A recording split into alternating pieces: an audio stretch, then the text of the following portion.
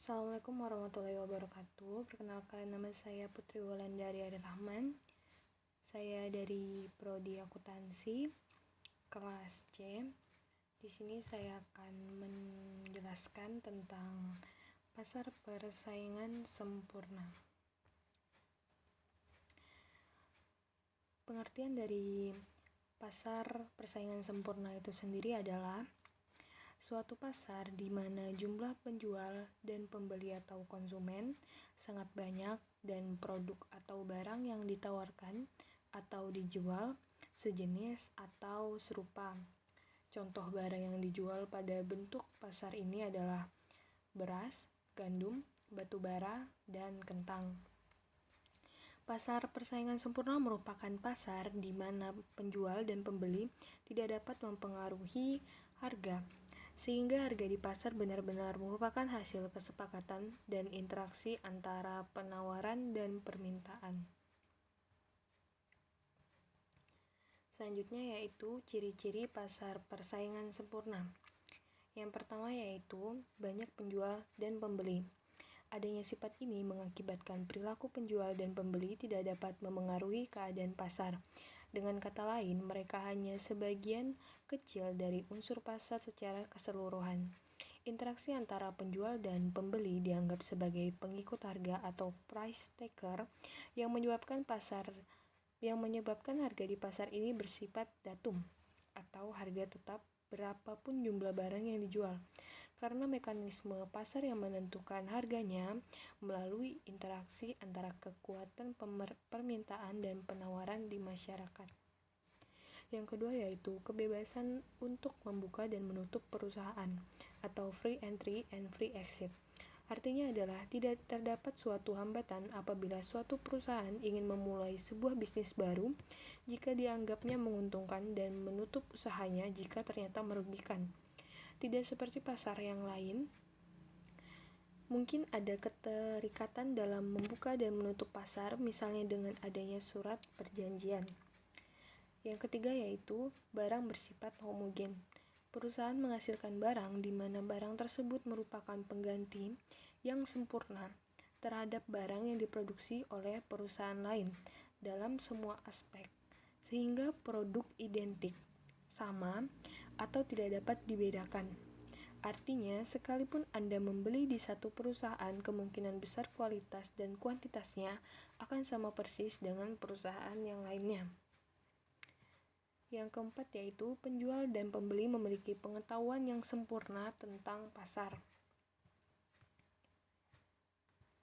Penjual dan pembeli sangat mengetahui betul tentang keadaan pasar dalam hal tingkat harga yang berlaku di pasar dan meliputi setiap perubahannya. Yang kelima yaitu mobilitas atau perpindahan sumber ekonomi cukup sempurna. Maksudnya adalah tidak ada kesulitan sedikit pun jika sumber daya atau faktor produksi ingin dipindahkan dari satu tempat ke tempat yang lainnya. Karena pada dasarnya semua tempat produksi memiliki kesamaan baik metode pembuatan hingga penjualan kepada pembeli. Yang terakhir yaitu kebanyakan perusahaan kecil.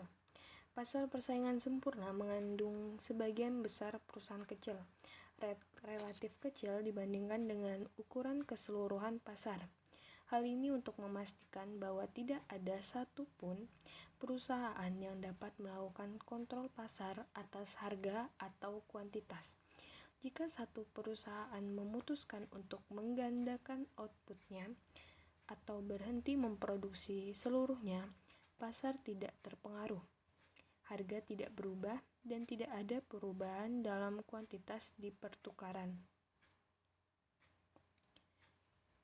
Contoh pasar persaingan sempurna. Yang pertama ada pasar beras. Dalam pasar beras, jumlah penjual dan pembeli sama-sama banyak. Selain itu, baik penjual atau pembeli tidak bisa memengaruhi harga pasar yang sudah diatur. Yang kedua adalah pasar sayur. Pasar sayur juga menjadi salah satu contoh pasar persaingan sempurna. Jumlah penjual sayur sangat banyak dan sama dengan jumlah pembelinya. Komoditas sayur pun memiliki harga pasar sendiri yang tidak bisa dipengaruhi baik oleh penjual ataupun oleh pembeli. Harga sayur ditentukan oleh interaksi jumlah penawaran dan permintaan pasar. Barang yang dijual pun homogeni, yaitu berupa sayur-sayuran. Pembeli pun tidak akan membeli sayur dengan harga di atas harga pasar. Sebaliknya, penjual juga tidak akan menjual sayur dengan harga di bawah harga pasar. Yang ketiga yaitu pasar buah. Sama seperti pasar sayur, pasar buah juga bisa dikategorikan sebagai contoh pasar persaingan sempurna. Jumlah penjual buah dan pembeli buah memang sama-sama banyak dan bisa ditemui di mana-mana. Harga buah pun sudah dibentuk oleh mekanisme pasar melewati kurva permintaan dan penawaran. Namun, mekanisme dan struktur pada pasar buah sendiri sudah mendekati pasar persaingan sempurna. Yang terakhir yaitu adalah pasar modal atau bursa efek. Jika contoh di atas hanya membahas mengenai pasar kebutuhan pokok seperti beras, sayur, ataupun buah, maka contoh yang lainnya adalah pasar modal atau bursa efek. Pasar modal merupakan pasar persaingan sempurna karena sesuai dengan ciri-cirinya. Secara umum, peran pasar modal memang cukup penting untuk perekonomian negara. Dalam bursa efek, harga sudah ditentukan oleh sistem harga berupa permintaan dan penawaran saham dari instrumen pasar modal lainnya. Selain itu, pemerintah tidak bisa melakukan intervensi, begitu pula dengan penjual dan pembeli yang tidak bisa mempengaruhi harga. Yang selanjutnya ada kurva pasar persaingan sempurna.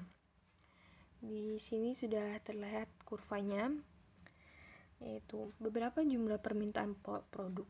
Karena harga per unit tidak berubah, maka kurva yang terbentuk adalah garis lurus atau mendatar. Karena harga tidak berubah, maka tambahan keuntungan dari setiap tambahan satu unit produk yang terjual selalu sama dengan harga produk. Dalam hal ini, P sama dengan MR. Kelebihan dari pasar persaingan sempurna yaitu tidak adanya persaingan di dalam pasar karena barang yang dijual bersifat homogen. Hal ini juga berpengaruh dalam hal promosi. Penjual tidak perlu melakukan promosi yang besar-besaran karena barang yang dijual homogen. Selain itu, harga barang di dalam pasar persaingan sempurna juga cukup stabil. Tidak ada kenaikan ataupun penurunan drastis antara satu penjual dan penjual lainnya. Dan di sini ada kekurangan dari pasar persaingan sempurna. Pasar persaingan sempurna juga memiliki kekurangan, yaitu pasar persaingan sempurna cukup minim inovasi. Selain itu, karena barang yang dijual homogen, pembeli merasa kesulitan memilih barang atau jasa. Persaingan sempurna juga memberikan ongkos sosial dan distribusi pendapatan yang tidak merata. Sekian dari saya. Jika ada salah kata, mohon dimaafkan. Wassalamualaikum warahmatullahi wabarakatuh.